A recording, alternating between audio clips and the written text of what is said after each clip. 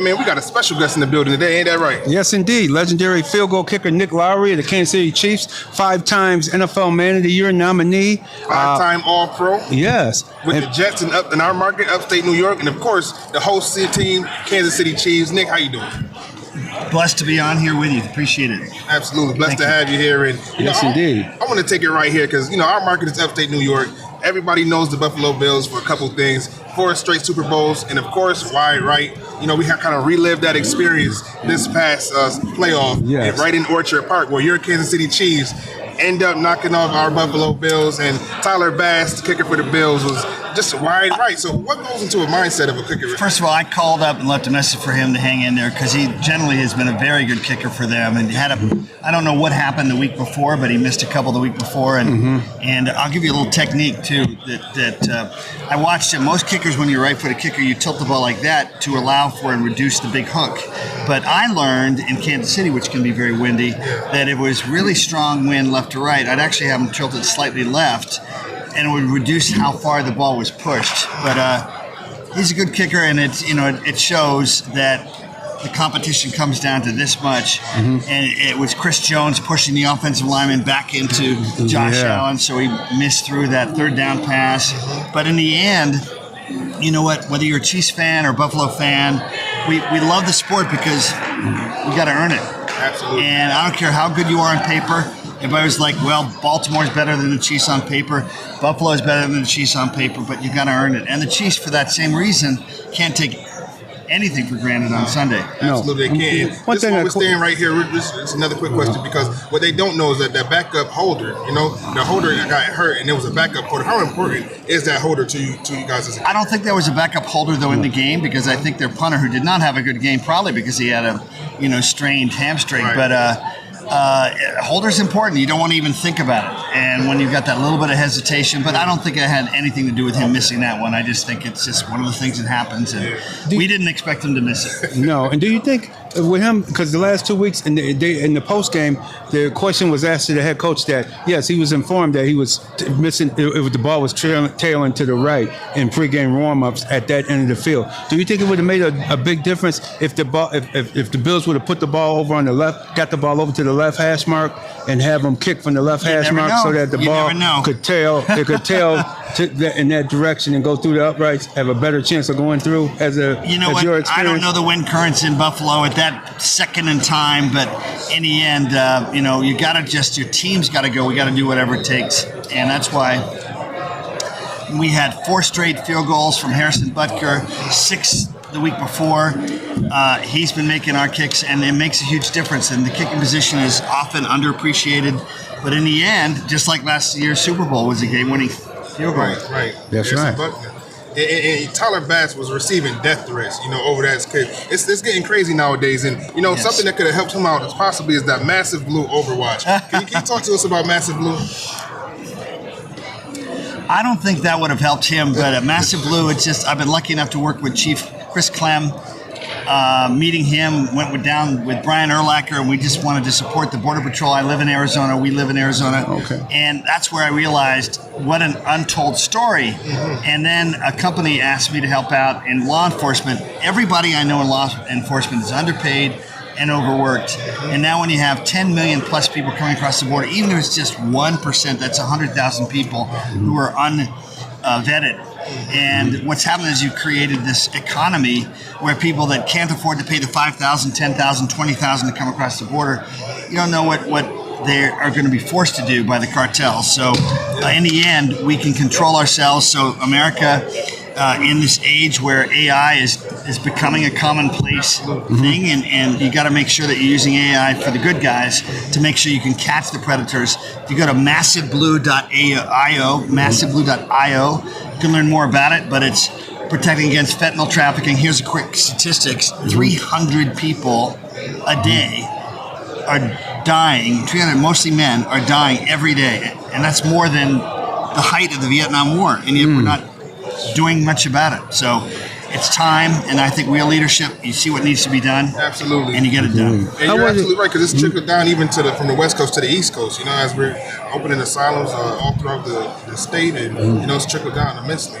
How overwhelmed were they when you made the humanitarian visits to the border? How overwhelmed were the border patrol agents I'll give from you your bird's eye view?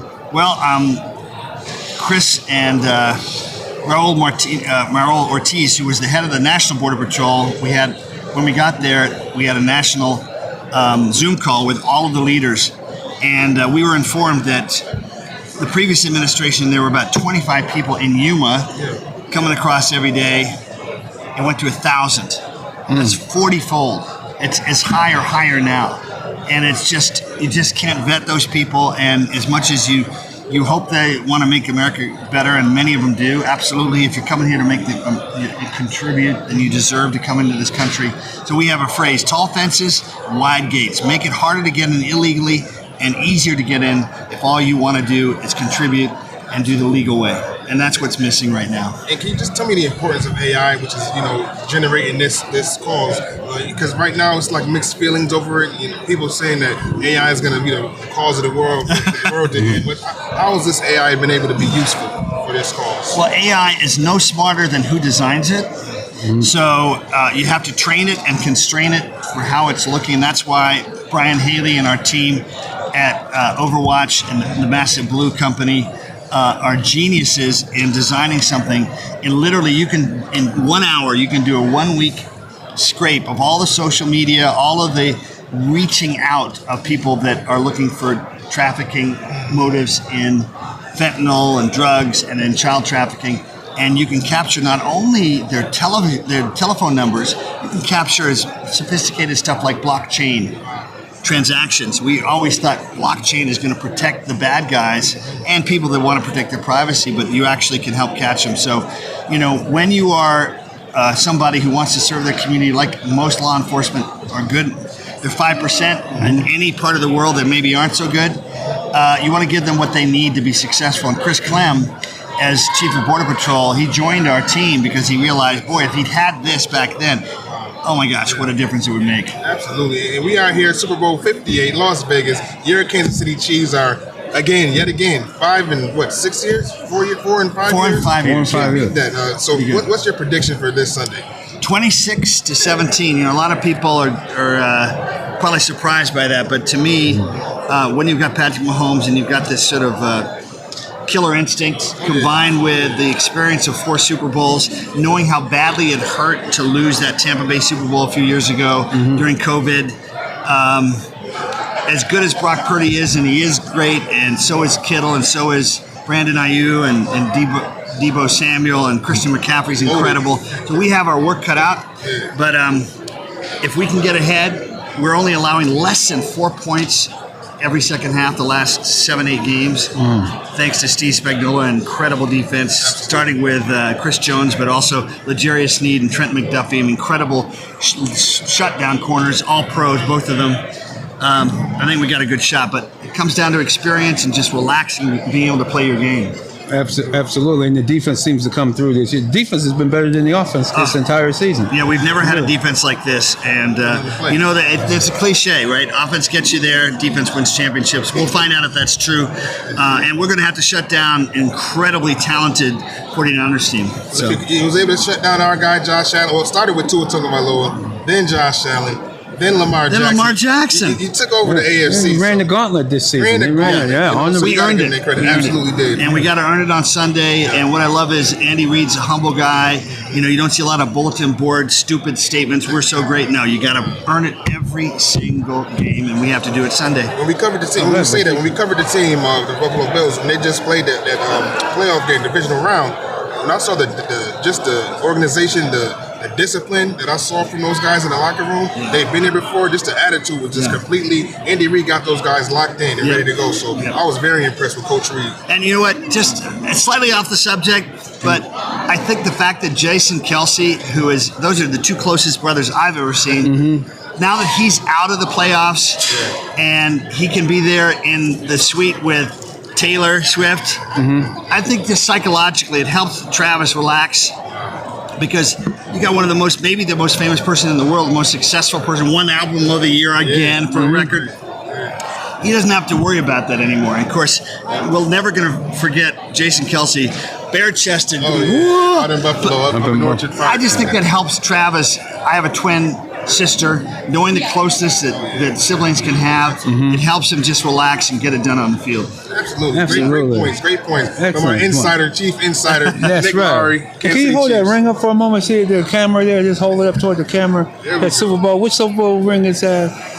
Well, they gave it to a lot of the media too, and some of the janitors, and they allowed me, as a member of their Hall of Fame, to have a chance to get this. Beautiful. So I'm grateful, and Clark Hunt and Mark Donovan and the First whole class organization, huh? They understand how to create the right environment to keep doing it. And it's hard. 32 teams. It's really hard. We waited 50 years, guys. Yeah. Found the recipe for sure. It's well worth the wait. Thank you very much for coming on Real Deal Sports Show. Nick Lowery, Kansas City Chiefs legend. Thanks, Nick. Thank you, Nick. Appreciate you, man.